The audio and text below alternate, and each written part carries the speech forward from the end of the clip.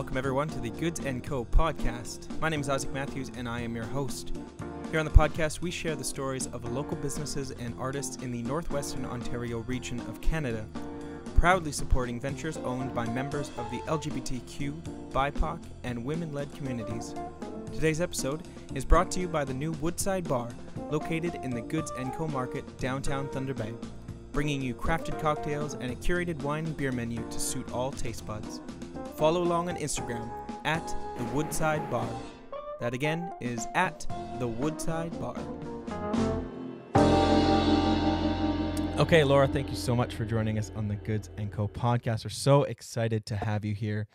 So we usually start these podcasts just by going down memory lane first. If we can kind of get to know you, how you got started in all of the things that you are involved in. You have many hats, obviously. So we'd like to kind of hear the origin story of how you got to where you are now, how certain things kind of stepped in and out of your life to get you to where you are and all the things you're involved in today. Wow. Well, thank you for having me. I'm so pumped to be here.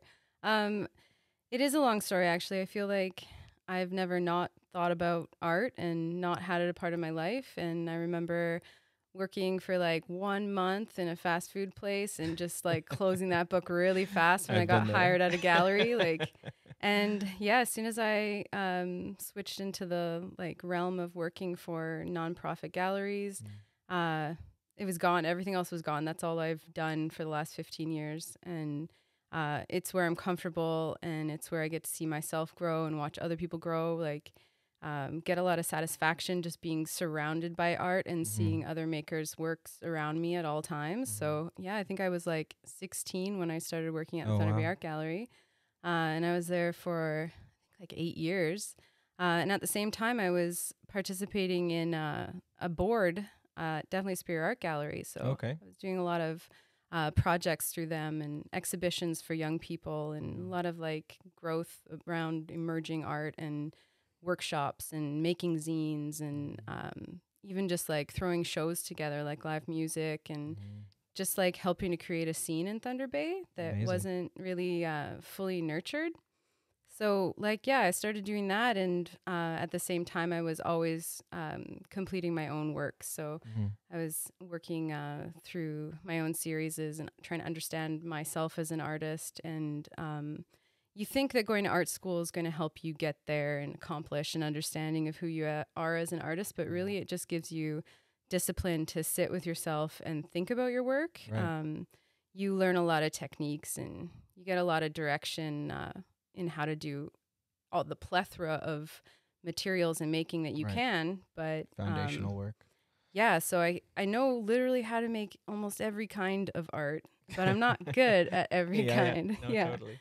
So it's been a forever journey, and being in galleries has been a really big part of that. Yeah, amazing. There's so many areas we could go.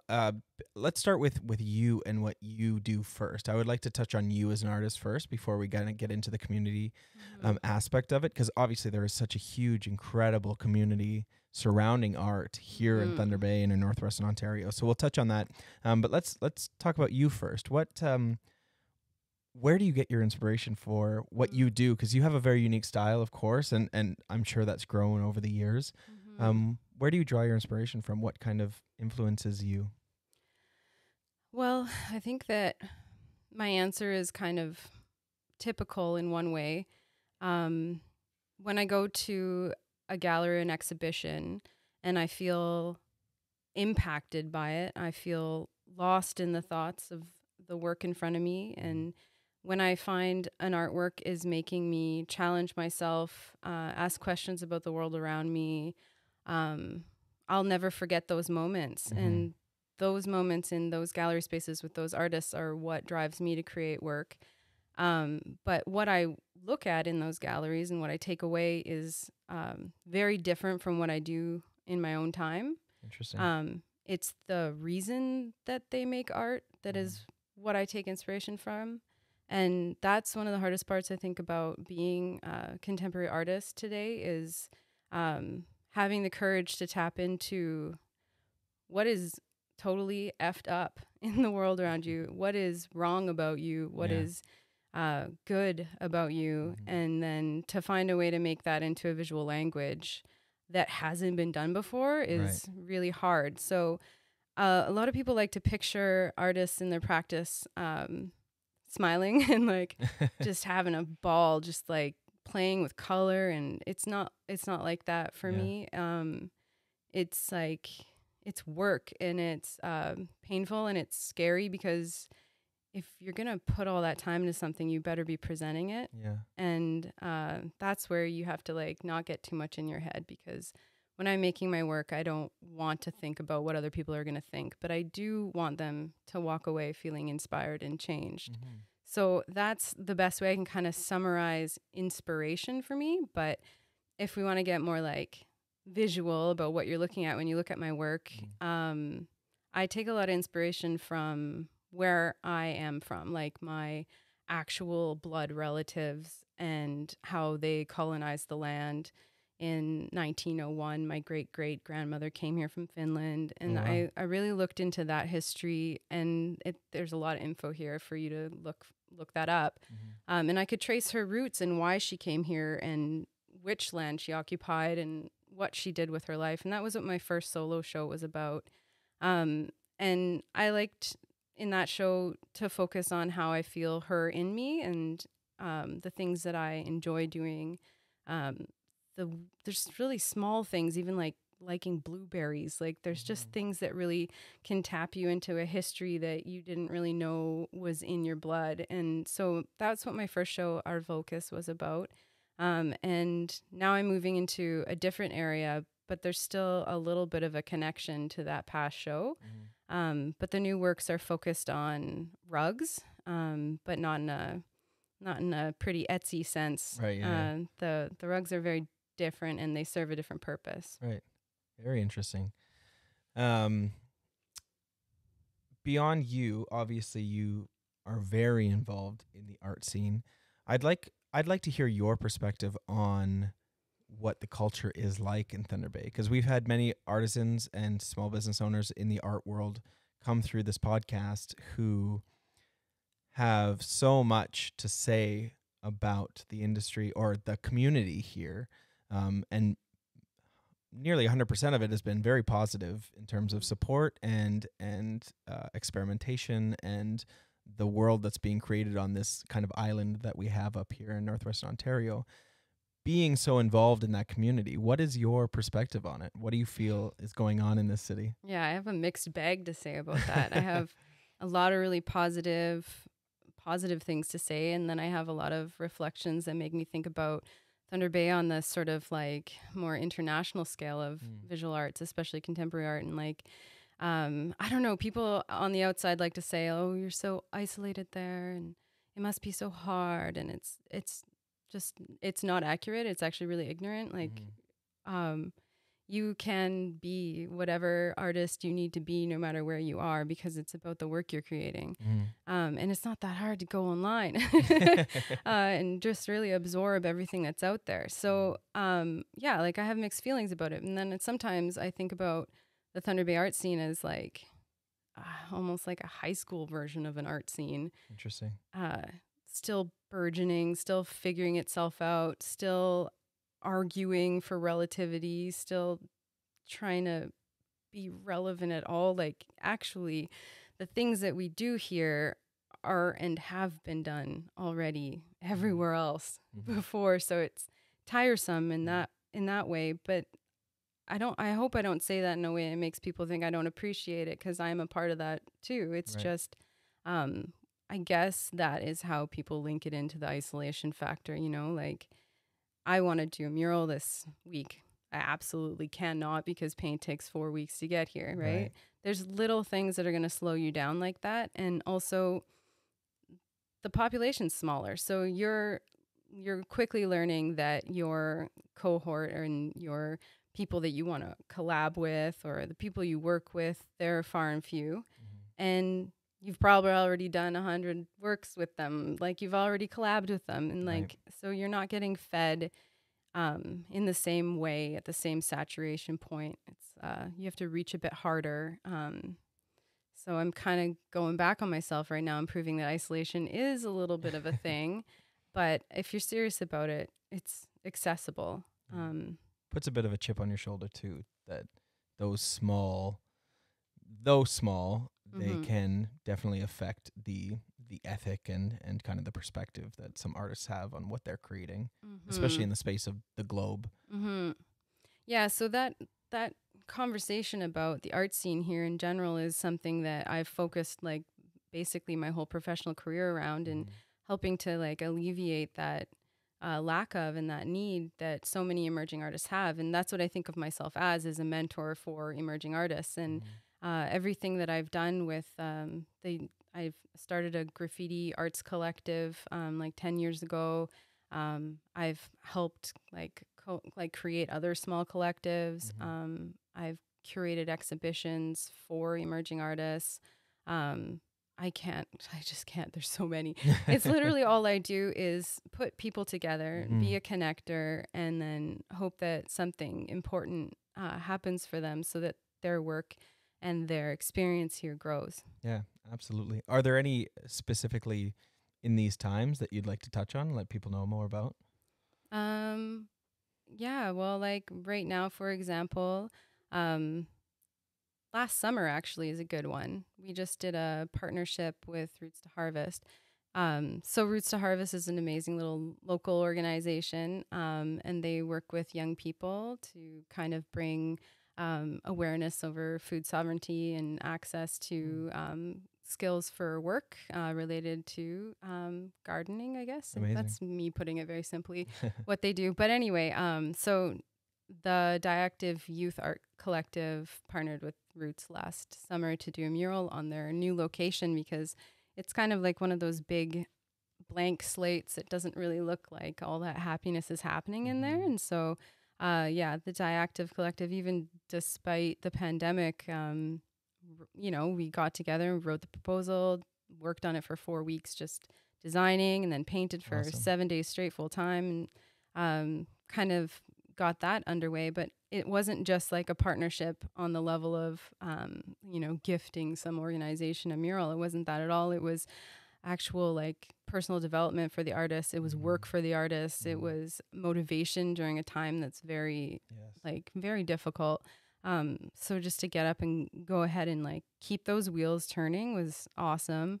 And then I'm doing 2 more this summer. That's a similar idea, but these ones are with bigger groups and amazing, kind of going to start to address Black Lives Matter and work with Multicultural Center and work with Crime Prevention Council and like make some artwork from the hands of people who need to make it right now. Amazing.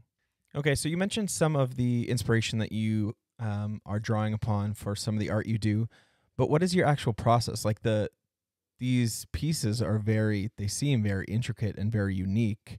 What goes into making something like this? Yeah, it's really funny when I start an art piece, I have absolutely no idea what it's going to look like when I'm done. So I think I do that to myself on purpose, so that I stay like into it and also have the freedom for it to change at any point. Right. So at most I might start with a size, like a scale, and a general concept, like of what my heart needs it to be about, I guess. Like, but so the works that were in my first solo show, I would call them large-scale paper assemblage installation. Okay. So that's kind of hard to visualize. But I made them on old school maps that you'd find in a classroom. Oh, cool. Those pull-down maps. But then all the papers on them were vellum, so that's a see-through paper. Okay. And then I use a mixture of chalk and paint and illustrate kind of like multi-layered environments with those papers. So when you walk by one of those works, it looks like just a regular painting, but then a little tiny bit of air will move the pieces, and you'll understand that there's layers to it. Wow. And so I think I've always liked to work that way, and it goes along with what I said about needing to have the freedom for it to change at any point. So all those pieces are nice to work with because they're movable. Right. And so from that solo exploration, I moved into creating rugs as a sort of I'd say it's like a culture jam. Like I wanted to like dislodge the notion of craft and the rug making that became a certain trend that you'd seen lately. Right. So I wanted to like approach that more aggressively and dismantle the concept of rugs as something pretty you hang on your wall. And that's something that a lot of artists deal with in general, is making art that is to decorate the behind a couch, right? So that's one layer to why I started making rugs out of moss and wool, and the wool would be like terribly woven, like horrendous. I absolutely hate weaving. I hate wool. And I curse the fact that I even took that on. But it was tapping into the history of my heritage and why my great-grandmother and my great-great-grandmother used to make rugs. So there's a nicety to it. There's a nice reason why I'm making them. But then there's also me repurposing all of the conceptual rug making that happened in the past. So rugs for the Finns were made in 1700s, 1800s as wedding rugs, and these are meant to be kneeled on when you're getting married and then put on the wedding bed, and you consummate your marriage under the rug, and then you hang it on the wall and then you pass it on to your children when they get married. Wow, I had no idea. Yeah, so those rugs were made, they're called the Ria rug, and it was a technique of knot tying. So those terrible 70s shag rugs that you might have seen. Right. Think that, but go back to 1700. Right, okay. Okay, and then all of the imagery, I studied this for 4 years. It's all sourced. It's all like usually religious iconography, but often it was also super heteronormative iconography. The initials of the man owning the woman, and the rug would almost act like a dowry, giving herself to him, and crosses and tree of life and animals that might be on the farm. These are all the images that you're going to see on a traditional Finnish rug. Boring. Not interested. So when I say a culture jam approach, my new rugs are breakup rugs, funeral rugs, queer rugs, rugs that represent our despicable language with texting and emojis and all the things that are fleeting and fast and disposable. And the rug itself is also disposable. It will dissolve in nature and not leave any garbage after. Oh, amazing. And you mentioned moss, like literal moss. Yeah. Amazing. So I harvested from my family's original lands that they inhabited near Dog River. And you dry it, and the process takes a long time, cleaning it, drying it, then actually like attaching it and fastening it to a rug backing, and then coloring and dyeing all the sections and making it look like something that isn't just nature on the wall at all. Yeah. It's meant to be confusing. Wow, looking. what a process. That's incredible. These are projects that you've been doing over the last year, I take it, ish. 3 years. 3 years, these specific ones? Yeah.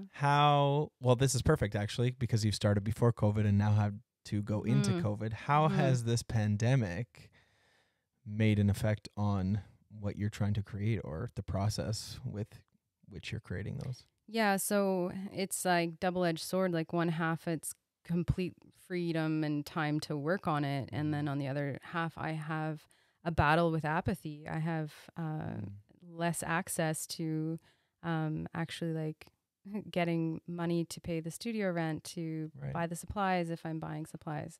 Like gel medium is very expensive. I bet. So there's just those sorts of barriers around cost, but also around accessing galleries and feeling inspired to exhibit your work publicly now. Like there's a different atmosphere to that. There's people are going to be for a long time hesitant to gather indoors, and that is how we usually view art. But, you know, most artists are really, they're just like good at adapting and being inspired by problems, I'd say. Like, definitely. So from that, I've thought a lot about a new avenue for exhibiting, but that would be like outdoors and then not legitimate in the eyes of traditional funders for the arts. And interesting. so you really have to like still keep yourself involved in the gallery circuit and find a way to do it that works right now. And I think even the galleries themselves don't know what to do, and all the artist run centers, and everybody's creating online exhibitions right now. And without, I don't doubt for a second that us as viewers of those exhibitions are not getting the same experience. So that's kind of how the pandemic has like contributed to my apathy around completing the works. But it hasn't made me stop. I think that the most important part about creating art is creating the art and doing it with yourself and for yourself in that moment, and walking out of that space completely changed. It's for you, Yeah. So then what's next for, let's say, not only you, but for kind of art, do you think, in that respect? There's got to be a change, I'm sure, in the culture of art, given the world we live in now. And what does that mean for you in terms of what you're going to create going forward? Yeah, I think I'm still too deep in the apathy soup to answer that really well. I'm just like, nothing, man. I quit. I don't know. But no, I have a lot of like projects, and I have a lot of energy to complete the projects. I just don't think right now that I can feel that they're going to impact the way I wanted them to impact. That's fair, yeah. I'm really looking forward to painting with the Multicultural Center this summer, and I'm looking forward to working with artists, even if it's over Zoom, just to keep on the mentorship train and keep on showing artists how to access grants for creation, access each other for new project ideas, collaborating. And I really want to coordinate some like just killer exhibitions this year, even if it means we're doing timed tours and they're more intimate. I think that's a really exciting way to think about looking at art, is think about it like a dinner party, just select your 5 people, you have your tickets, and this is your moment to see it. And like, that's how it should be, like not crowding around the Mona Lisa with 500 cameras pointed at it, No, you're absolutely right. So just, I'm excited to create a new feeling around the viewing of art, if I can pull it off. And is there any art specifically that you're starting to work on, do you think, going forward? Next projects? Yeah, so I'm really, really happy that I wrote a grant recently with someone else. And this is a young artist who I've worked with for years. And we're going to do a mural project, just the 2 of us, which I haven't done before. I've always mentored like 30 artists at once, sort of thing, or had like 6 lead artists each, like mentoring their own crew of youth. So this is me doing a one-on-one start to finish mural project, but also with the goal of teaching this person how to complete a project from beginning to end, including budgeting and just the formalized parts around art production, as opposed to just like having fun and making a work. Like, right. Amazing. So that one's coming up next month, and I'm excited about that. Cool. So this has been awesome. So much amazing stuff covered. If people were to try and get a hold of you, you mentioned mentoring so much. So if there are young artists who are interested in contacting you, and or if there's anyone listening to these podcasts who want to see some of your art or what you're doing or what you're up to, how can they get in contact with you? Oh, yeah. Well, my name's Meat Saws on Instagram. So I go by Meat Saws, MEATSAWS. That works. Or they can just connect with you guys through the website for the podcast. And I'm always happy to like just even share email information. I do it all the time. I always have people DMing me like how to, seriously, the artists do not know this. You can get grants for your whole life and just have that money pay for studio rent and art supplies, and you deserve that, Yeah, absolutely. Yeah, that's amazing. And we'll put all of those links in the podcast description, as we always mention we will. Sweet. This has been awesome. Thank you so much for joining us today. Thank you. And yeah, good luck with everything going forward, and hopefully we'll be able to see your art out and about sooner than later. Okay, thanks again. Thank you everyone so much for joining us for this episode of the Goods & Co podcast. We have several local entrepreneurs lined up for this season of the Goods & Co podcast, so make sure to subscribe and be notified when new episodes are released. Once again, this episode was brought to you by the new Woodside Bar opening this fall inside the Goods & Co. Market downtown Thunder Bay, serving up curated cocktails, delicious wines, and craft beers.